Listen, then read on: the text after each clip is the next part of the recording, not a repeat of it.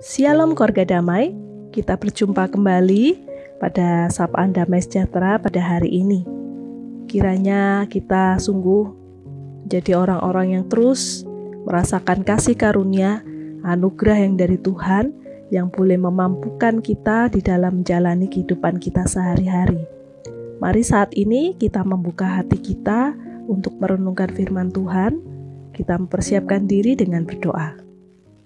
Tuhan Allah Bapa kami, saat ini kami rindu Tuhan untuk kami boleh bersama-sama dipenuhi oleh firman-Mu Tuhan yang boleh menjadi kekuatan, yang boleh menjadi peneguhan di dalam kehidupan kami.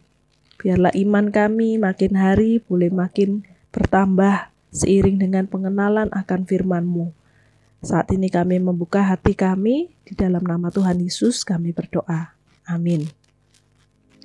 Firman Tuhan pada hari ini diambil dari Kisah Para Rasul 19 ayat yang pertama hingga ayat yang ke-10. Saya akan membacakannya buat kita sekalian. Ketika Apolos masih di Korintus, Paulus sudah menjelajah daerah-daerah pedalaman dan tiba di Efesus. Di situ didapatinya beberapa orang murid. Katanya kepada mereka, "Sudahkah kamu menerima Roh Kudus ketika kamu menjadi percaya?" Akan tetapi mereka menjawab dia, "Belum, bahkan kami belum pernah mendengar bahwa ada Roh Kudus." Lalu kata Paulus kepada mereka, "Kalau begitu, dengan baptisan manakah kamu telah dibaptis?" Jawab mereka, "Dengan baptisan Yohanes." Kata Paulus, "Baptisan Yohanes adalah pembaptisan orang yang telah bertobat, dan dia berkata kepada orang banyak bahwa mereka harus percaya kepada Dia yang datang kemudian daripadanya, yaitu Yesus." Ketika mereka mendengar hal itu, mereka memberi diri mereka dibaptis dalam nama Tuhan Yesus. Dan ketika Paulus menumpangkan tangan di atas mereka, turunlah Roh Kudus ke atas mereka, dan mulailah mereka berkata-kata dalam bahasa roh dan bernubuat. Jumlah mereka adalah kira-kira 12 orang.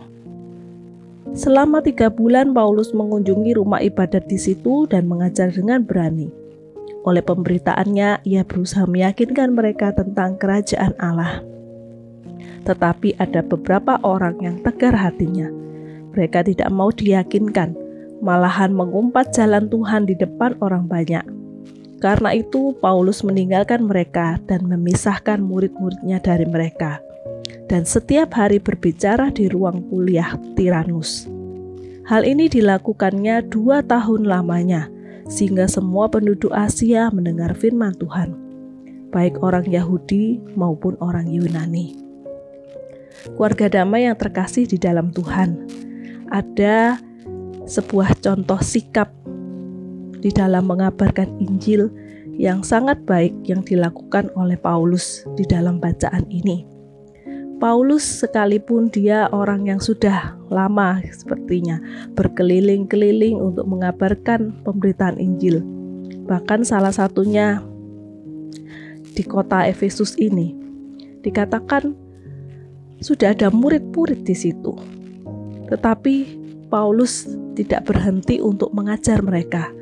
Dan bahkan keluarga damai, ketika murid-murid yang didapatinya di sana, sekalipun mereka sudah menjadi orang Kristen, pengikut Tuhan, namun ketika Paulus menanyai mereka, "Sudahkah kamu menerima Roh Kudus?" Murid-murid ini menjawab, "Belum, bahkan kami belum pernah mendengar bahwa ada Roh Kudus." Di dalam bacaan kita tadi di ayat yang kedua. Keluarga damai ini sungguh merupakan suatu jawaban yang mengejutkan dari para murid pengikut Tuhan. Mereka menyatakan bahwa mereka adalah orang-orang yang mengikut Tuhan, namun mereka tidak mengenal Sang Allah atau Tuhan Roh Kudus itu. Dan kemudian Paulus pun melanjutkan kepada mereka, "Kalau begitu, dengan baptisan manakah kamu telah dibaptis?" Mereka menjawab, "Dengan baptisan Yohanes." Keluarga damai, bukankah hal ini pun merupakan hal yang bisa jadi kita temukan kita mendapati kita punya teman-teman yang mungkin sudah bergaul lama dengan kita. Mereka adalah orang-orang yang berasal dari keluarga Kristen, bahkan mereka mungkin sudah Kristen sejak kecil. Akan tetapi ketika kita bergaul lebih lama dengan mereka, kita bertanya dengan teman-teman kita ini, mereka merasakan hidup mereka kosong. Mereka mungkin mendapati menjadi orang-orang yang merasakan tidak memiliki tujuan hidup. Karena apa? Karena ternyata selama ini ketika mereka menjadi orang Kristen, mereka tidak memiliki relasi dengan Tuhan. Mereka hanya sekedar menjadi orang Kristen yang mungkin terdaftar secara KTP ya. Atau mungkin mereka Kristen karena ya keluarga adalah orang-orang Kristen.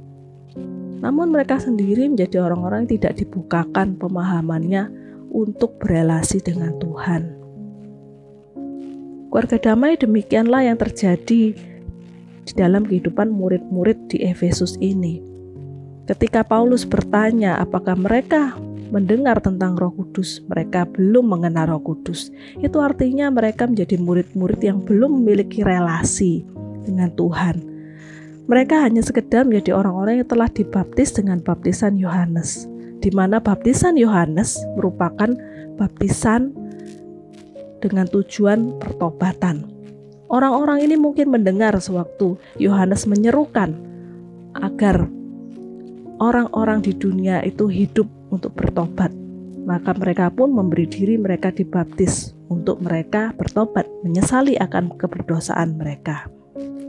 Akan tetapi tidak cukup sebagai pengikut Tuhan kita menjadi orang-orang yang meninggalkan kehidupan berdosa kita, tetapi menjadi anak Tuhan yang sungguh adalah hidup dengan mengejar relasi untuk semakin dekat dengan Tuhan. Keluarga damai, kita membutuhkan kepekaan seperti yang dimiliki oleh Paulus untuk memastikan bahwa orang-orang yang ada di sekitar kita adalah orang-orang yang sungguh sudah menjadi pengikut Tuhan. Mereka adalah orang-orang yang sungguh sudah menerima keselamatan yang sejati di dalam Kristus.